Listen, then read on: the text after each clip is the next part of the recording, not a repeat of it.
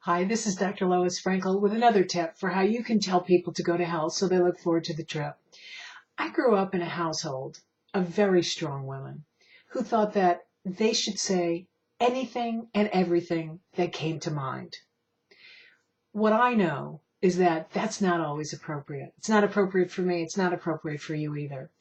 There's two kinds of conversations that you often have to have. One is what's called a must conversation, and the other one is a can conversation, C-A-N. And just as they sound, one is that you must do, and the other one is one that you can have. But let me distinguish the two for you. Let's start with a can conversation.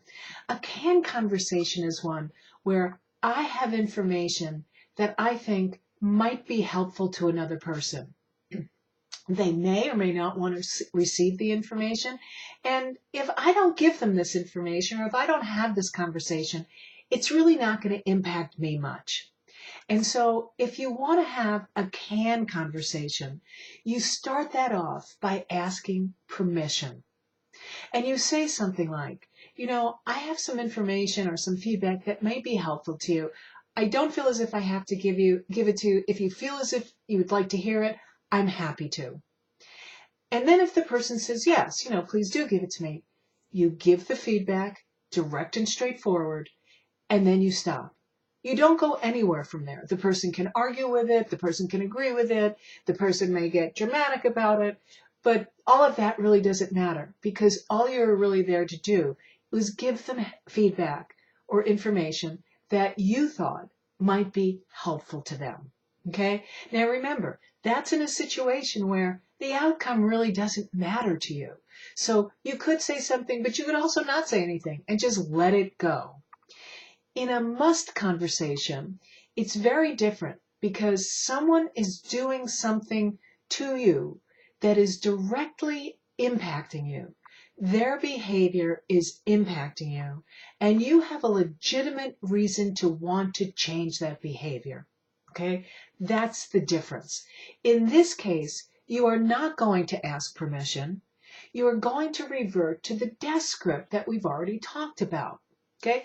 You're going to use the DESC in order to communicate with the person. And it might sound something like this. I would like to talk to you about something that happened in the meeting the other day. What I noticed was that when I put my idea out, you immediately jumped on all the reasons why it wasn't going to work. Now, I don't have a problem with having someone critique my ideas, but in this case, I had gone to you in advance, told you my idea, and you said that you would support it. So I'm just wondering what happened in between. Now what you do is you shift to listening. It really, again, doesn't really matter what the person says because all you're going to do is you're going to listen to what they have to say. And you're going to be ready to provide specifically what you want to see happen in the future. So they may say, well, I thought about it. I came up with other ideas.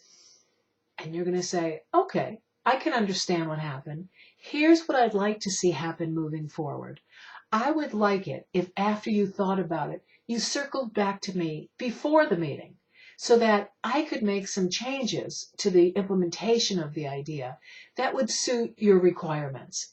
This would really be much more helpful to me than being surprised in a meeting.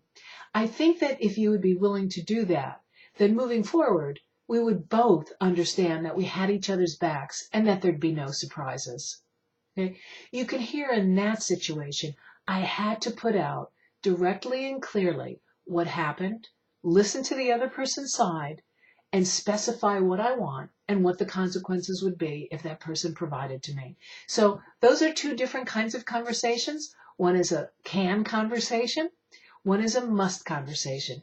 And before you go into your conversations, you need to decide, is it a must or is it a can?